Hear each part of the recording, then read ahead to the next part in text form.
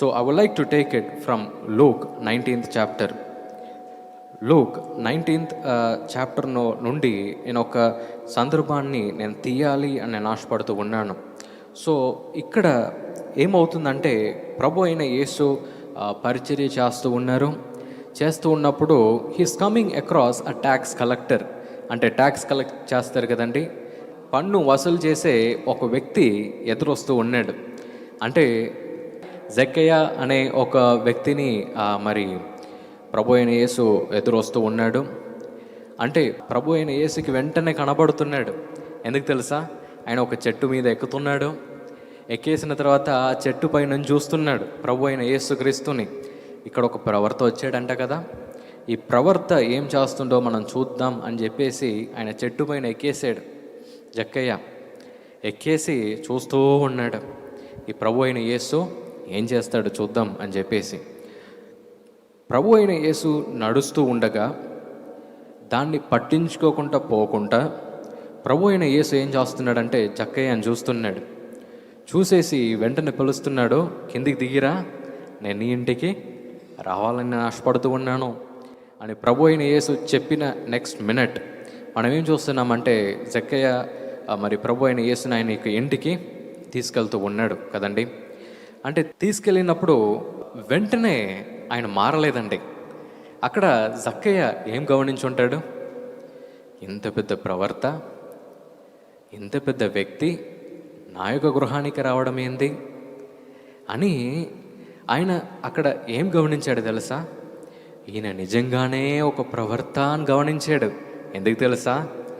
అక్కడ ప్రభు అయిన యేసుకి ఆ జక్కయ్య అని పేరు కూడా తెలియదు, కానీ అక్కడ చెట్టులో ఉన్నప్పుడే ప్రభు చూశాడు జక్కయ్య అని. హల్లెలూయా! ఇలాంటి వ్యక్తి నా ఇంటికే రారు, నేను పన్ను వసూలు చేసుకొని ఒక్కొక్కరిని విసిగిస్తూ ఉంటాను, ఇలాంటి ఒక గొప్ప దేవుడు నా ఇంటికి రావడం ఏంది అని అనుకున్నాడు కదండి. అంటే ఈ వ్యక్తిలో ఏదో సత్యం ఉంది అని జక్కయ్య అప్పుడు గమనించాడు కదండి. నా గురించి ఏం తెలియకుండా నా పేరు పెట్టి నన్ను పిలిచాడు. నేను ఇలాంటి ఒక మోసమైన ఒక వ్యక్తిగా నేను ఉన్నా, నా ఇంటికి వచ్చాడు. ఈయన నిజంగానే ఒక గొప్ప దేవుడు అని జక్కయ్య ఆ రోజుగా ఆయన గమనించాడండి. హల్లెలూయా! అంటే ఇంత అద్భుతాలు చేసే ఒక వ్యక్తి, ఇంత మంచి కార్యాలు చేసే వ్యక్తి మంచోళ్ళ ఇంటికి పిలుస్తారు కదండి, అయ్యా మా ఇంటికి రాండి అని. కానీ ఆ రోజు ప్రభు అయిన యేసు చెప్పాడండి, నేను నీ ఇంటికి నేను వస్తానండి. హల్లెలూయా! అంటే అక్కడ జక్కయ్య ఏం గమనించాడు తెలుసా? ఈయన నిజంగానే ఒక గొప్ప దేవుడు, ఈయనకి నిజంగానే నా జీవితం గురించి అన్ని తెలిసిన ఒక వ్యక్తిగా ఉన్నాడు అని జక్కయ్య ఆ కాలంలో గ్రహించాడండి. గ్రహించడం మాత్రం కాదు, ఏం చెప్పాడు తెలుసా? నేను అన్యాయముగా ఎక్కడంతా నేను పన్ను వసూలించానో దానికి 4 రెట్లు నేను తిరిగిస్తాను అని జక్కయ్య అన్నాడండి. హల్లెలూయా! అంటే అక్కడ ఆ సత్యానికి ఎంత బలముందో మనం చూడాలి కదండి. అంటే ఒక్కసారి ఆయన గ్రహించాడు, ఈయన నిజంగానే ఒక గొప్ప దేవుడు, ఈయన నిజంగానే ఒక గొప్ప కార్యం చేసే ఒక వ్యక్తి అని గ్రహించిన నెక్స్ట్ మినిట్ ఏమైందండి? జక్కయ్య యొక్క జీవితం కూడా మారింది. హల్లెలూయా! ఈరోజు కూడా మనం ఏం గ్రహించాలి తెలుసా? ఎస్, మనం ప్రభు అయిన యేసుక్రీస్తుని రోజు మనం ధ్యానిస్తూ ఉంటాము బైబిల్ గ్రంథంలో, మరి అన్నీ చదువుతూ ఉంటాము. కానీ ఈయన సత్యం కలిగిన ఒక దేవుడు అని మనం చదివినప్పుడు మాత్రమే దాని యొక్క బలాన్ని మనం అనుభవించగలుగుతామండి మన జీవితంలో. హల్లెలూయా! ఎస్, అదే కదండి. మరి అక్కడ జక్కయ్య ఏం గమనించాడో మనం చూసాం. ఈయనలో సత్యం ఉంది.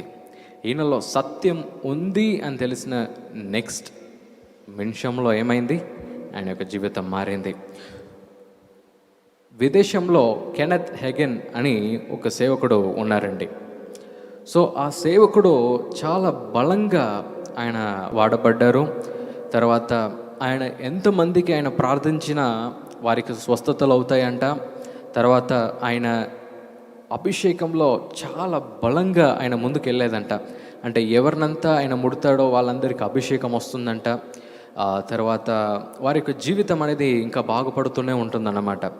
సో ఈ హెనెత్ హెగెన్ అనే ఆ వ్యక్తి వారి యొక్క జీవితంలో మనం చూసినట్లయితే, ఆ వ్యక్తి సేవ స్టార్టింగ్లో ఆయన చేతిలో ఏ డబ్బు ఉండేది కాదంట. అంటే సేవ చేయాలన్నా కూడా డబ్బు కావాలి కదండి. సో ఈ వ్యక్తి ఏం చేయాలన్నా ఆయనకి ఎప్పుడు ఒక కష్టం వచ్చి పడేదంట. ఏది? డబ్బు కావాలి అనే ఎప్పుడు ఆ ఫైనాన్షియల్ క్రంచ్ అనేది ఎప్పుడు ఆయన దగ్గర ఉండేదంట. అంటే అప్పులోన్నా ఉండేది, లేకుంటే ఎలా ఈ ఖర్చు నేను భరించాలి అని తెలియని ఒక వ్యక్తిగా ఆ కెనెత్ హెగెన్ అనే ఆ వ్యక్తి ఉండేది. సో ఒకరోజు ఆయన ప్రభు దగ్గర ప్రార్థిస్తూ ఉన్నాడంట. ప్రభువా, నేను మీ యొక్క సేవను నేను చేస్తూ ఉన్నాను, మీ యొక్క మాటను నేను ప్రజలకు చెప్తూ ఉన్నాను, కానీ నా యొక్క పరిస్థితి ఎందుకు ఇలా ఉంది? నేను మీ గురించి మీరు ఆశీర్వదించే దేవుడు అని చెప్తూ ఉన్నాను, మీరు బలపరిచే దేవుడు అని నేను చెప్తూ ఉన్నాను, కానీ నా జీవితం ఇలా ఉంది కదా ప్రభువా అని చెప్పేసి ఆయన ప్రభు దగ్గర అడుగుతూ ఉన్నాడంట. అప్పుడు ప్రభు ఒక మాటతో ఆయన దగ్గర మాట్లాడాడంట. ఏమన్నాడంటే, నువ్వు నా యొక్క రాజ్యాన్ని నేను వెతికి వచ్చావు కాబట్టి నీకు దానికి సమస్తము, అంటే దాని చుట్టూ ఉన్న అన్నీ కూడా నేను నీకు ఇస్తాను అని ప్రభు ఒక వాగ్దానాన్ని ఆయనకి ఇచ్చాడంట. అది ఇవ్వడం మాత్రమే కాదు, ప్రభు ఒకటి చెప్పాడంట, ఈ లోకంలో ఉన్నవంతా సాతాను మాయ రూపంలో దాన్ని మన యొక్క జీవితంలో పట్టుకొని ఉన్నాడు, కానీ నేను నీకిచ్చిన ఆ యొక్క అధికారాన్ని నువ్వు గనుక వాడగలిగితే, ఏది నాకు రావలసిన ఆ యొక్క డబ్బు ఎక్కడ ఆగి ఉందో అది యేసు క్రీస్తు యొక్క నామంలో విడుదల కలుగును గాక అని నువ్వు ఆజ్ఞ ఇవ్వగలిగినట్లయితే నేను నీకు ఒక గొప్ప కార్యాన్ని నేను చేస్తాను అని ప్రభు మాట్లాడాడంట. అంటే నేను నీకు అధికారాన్ని నేను ఇచ్చేసానో ఆ అధికారాన్ని నువ్వు వాడకుండా నువ్వు ఉన్నావు అని ప్రభు మాట్లాడాడంట ఆ కెనెత్ అనే ఆ యొక్క సేవకుడితో. వెంటనే ఆయన ఏం చేశాడంటే, ఒక చిన్న మీటింగ్కి ఆయన వెళ్ళడం జరిగిందంట. ఆ మీటింగ్కి ఆయనకు ఒక సర్టన్ డాలర్స్, ఒక $120 ఎంతో ఆయనకు అవసరం ఉండే అంట. అప్పుడు ఆయన ఆ యొక్క చైర్లో ఆయన కూర్చొని, ప్రభువా, నా యొక్క హస్తంలో ₹1 కూడా లేదు, కానీ ఈ మీటింగ్ నేను పెట్టాను, మీరు పెట్టమన్నారని నేను పెట్టాను, మీరు నాకు నేర్పించిన విధముగా నేను మీ యొక్క రాజ్యాన్ని నేను వెంబడిస్తున్నాను కాబట్టి నాకు రావలసిన ఆ యొక్క ఫినాన్సెస్ని నేను రిలీజ్ చేస్తూ ఉన్నాను, లేకుంటే నాకు ఇచ్చిన అధికారాన్ని ప్రకారం ప్రభువా నాకు రావాల్సింది నాకు రావాలి అనే అధికారంతో ఆయన ఏం చేశాడు, ఒక ఆజ్ఞని ఇచ్చాడంట. ఆజ్ఞని ఇచ్చేసి పోయి స్టేజ్లో నిలబడ్డాడు, ప్రసంగం చెప్పేశాడు, మళ్ళీ వచ్చి తిరిగి వచ్చి కూర్చున్నాడంట. ఆ ఆఫరింగ్స్ కలెక్ట్ చేస్తారు కదండి, ఆఫరింగ్ కలెక్ట్ చేసిన తర్వాత కరెక్ట్గా ఆయన $120 కావాలంట, $120 వచ్చిందంట. హల్లెలూయా. అంటే నేను ఎందుకు ఈ యొక్క ఉదాహరణ నేను చెప్తున్నానంటే, అది ఒక్క స్థలంలో అది ఆగలేదంట. దాని తర్వాత అడిగాడంట, ప్రభువా, నేను ఇంకో స్థలాన్ని నేను వెళ్తున్నాను, ఈ మీటింగ్ నాకు $200 నాకు ఖర్చు అయినాయి, నాకు ఎక్కడి నుంచి వస్తుందో నాకు తెలియదు అని అనుకొని ఆ ఇంకో మీటింగ్కి ఆయన వెళ్ళాడంట. వెళ్ళినప్పుడు ప్రార్థిస్తున్నాడంట, ప్రభువా, నా చేతిలో మళ్ళీ ఇంకొక రూపాయి కూడా లేదు, ఎలా ఈ మీటింగ్ అవుతుందో నాకు తెలియదు ప్రభువా అని చెప్పేసి ఆయన ప్రార్థించాడంట. ఆఫరింగ్ కలెక్ట్ చేశారంట, కానీ ఒక $10-20 వచ్చిందంట.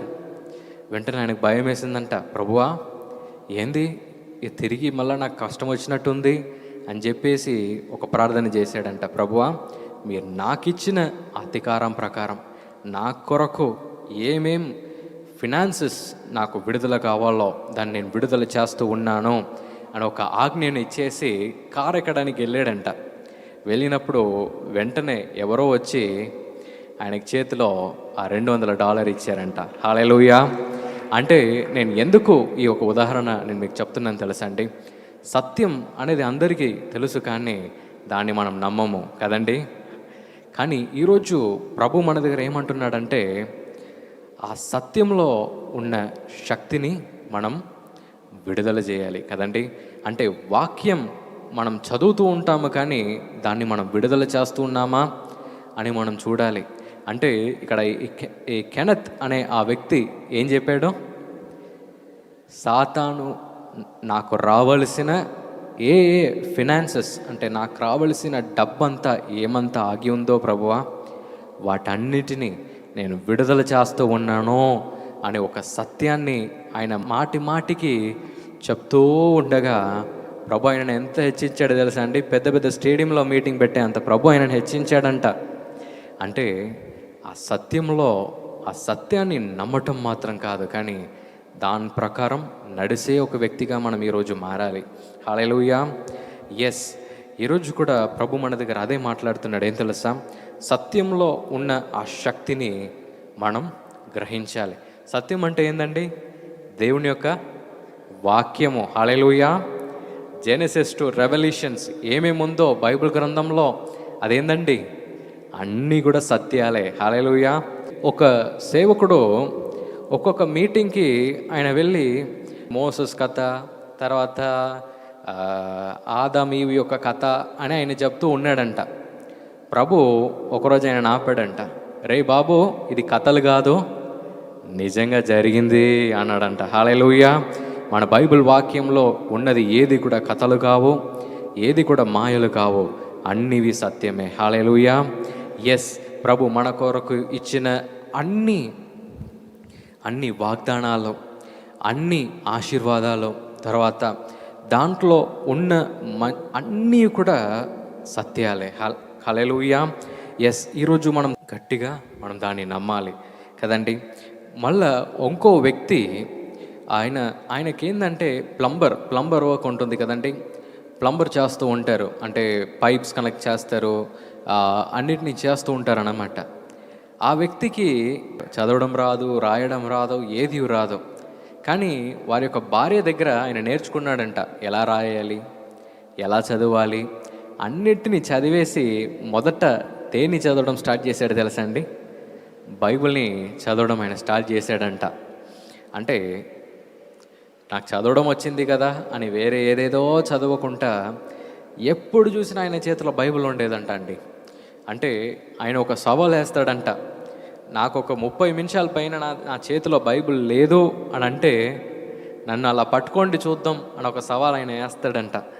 అట్లా ఆయన చదువుతూ చదువుతూ చదువుతూ బైబిల్ మాత్రమే చదివేదంట. ఆయన వేరే దేన్ని ఆయన ముట్టేది కాదంట. అంటే ఆ బైబిల్ని చదవడం మాత్రం కాదు, దాన్ని నమ్మే ఒక వ్యక్తిగా, ఏది సత్యము అని నమ్మిన ఒక వ్యక్తిగా ఆ వ్యక్తి అయ్యేసరికి ప్రభు ఆయన ఎంతో దీవించాడంట. హల్లెలూయా. అంటే ఆ వ్యక్తి యొక్క జీవితాన్ని మనం చూద్దాం.